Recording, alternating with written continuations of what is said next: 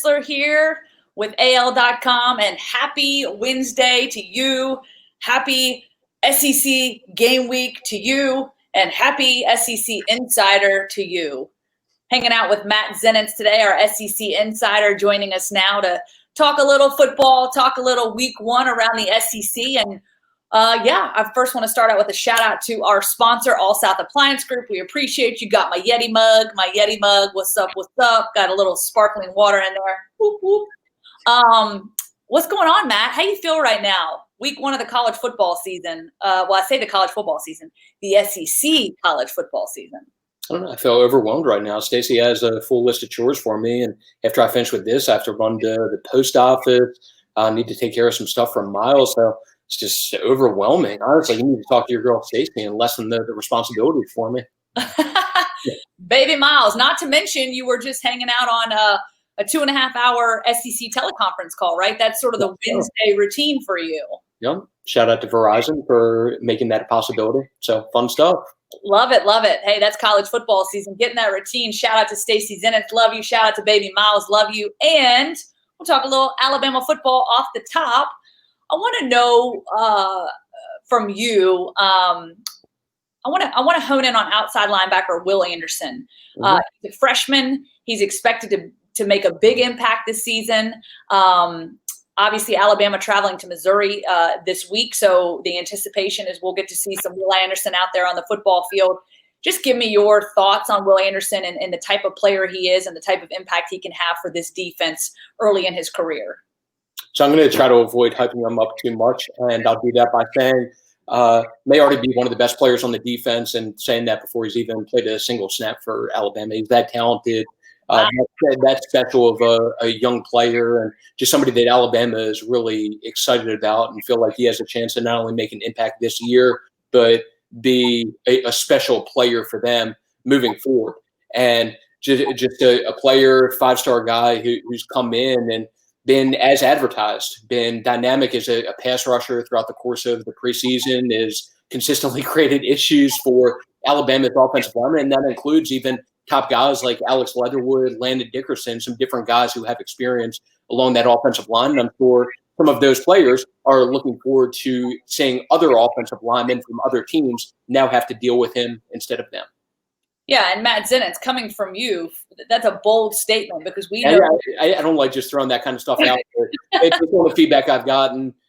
It seems like this kid has a chance to be really, really good. And that, again, even before he's played a single snap for Alabama, that is probably fair to refer to him as one of the better, most talented guys on this defense going into this season. That's a legitimate thing.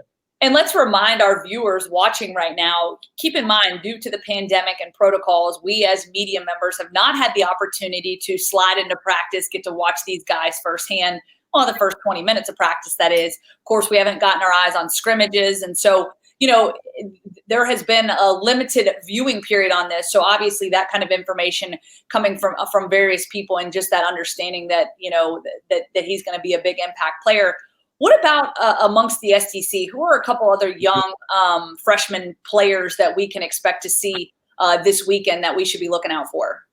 Yeah, so Alabama has a couple, Will Anderson being one of them. Bryce Young, even though he's not going to start a quarterback for Alabama, another guy who has a bright future, and that this early work for him has served as confirmation that he really has a chance to be very good for Alabama. But the three guys that I'm going to focus on are actually members of a roster of one of Alabama's primary rivals, and that's LSU. So three of the most prominent guys from LSU's most recent recruiting class are tight end Eric Gilbert, wide receiver Kayshon Boutte, and cornerback Eli Ricks. And all three of those guys are going to have a chance to really be big factors for LSU this season. Eric Gilbert has come in, and even being one of the higher-ranked tight ends ever coming out of high school, has lived up to the billing to this point. He's going to be a tremendous, tremendous factor for LSU this season.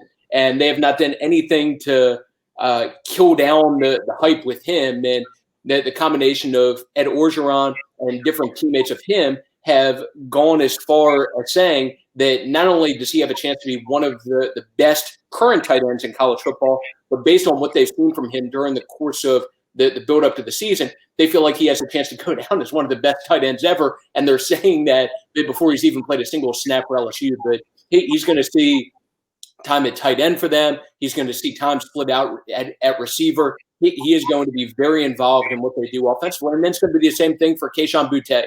So obviously one of the big storylines of the preseason in the SEC was some of the LSU players that opted out, most notably receiver Jamar Chase, who won the Biletnikoff Award last year.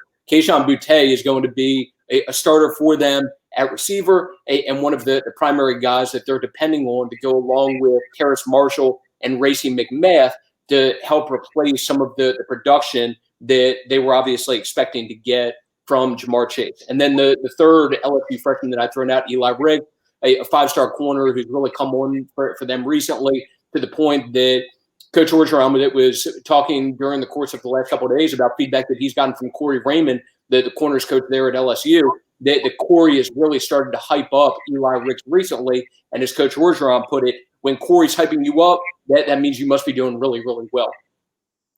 Good stuff and good insight there. Obviously, kind of taking us through the ranks of LSU and the defending national championship champions and what that team's going to look like this year. Quite a bit different, but obviously some impact players there. So last question, speaking on LSU, why is this LSU-Mississippi State game one of the more interesting games that we'll be seeing at 2:30 on CBS?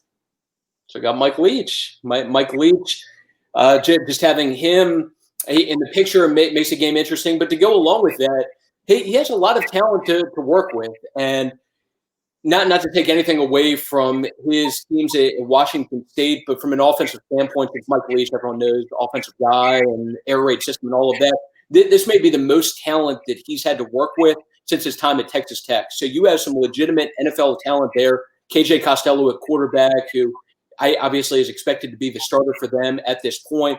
Someone who was one of the better quarterbacks in the Pac-12 a couple of years ago and has a draftable grade on him at this point from NFL evaluators. Kylan Hill, one of the better running backs in the SEC, someone who has a chance to be a top 3 round NFL draft pick next year. And then a group of receivers that includes somebody who Alabama fans should be very much familiar with, and Tyrell Shavers, who's set to be a starter for them. So Tyrell Shavers, a member of Alabama's 2017 recruiting class, the top 100 recruit nationally, left Alabama as a graduate transfer earlier this year, transfers to the team there to join Mississippi State, and now will be a starter for them and someone that KJ Costello will be throwing passes to and has some talent along with him at receiver for them that'll make it a challenge for LSU in this game.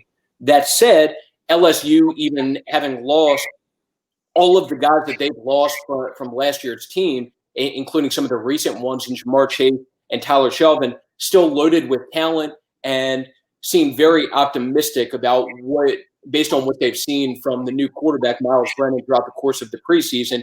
And something that'll work in the favor of LSU is that even with Jamar Chase gone, still has some talent at receiver. And one of the bigger question marks from Mississippi State going into this game, one of the bigger areas of concern that I've heard about from people on the Mississippi State side is their DB group, especially their cornerback group, some of the guys that are going to be asked to match up with the Terrace Marshalls of the world and slow them down. So they're going to have 2 sophomores starting at corner, and that is definitely one of the primary concerns for them going into this game. But at the same time, if those corners can hold up, this game could potentially be a little bit more interesting than maybe what the Vegas spread would lead you to believe. Yep, sounds good.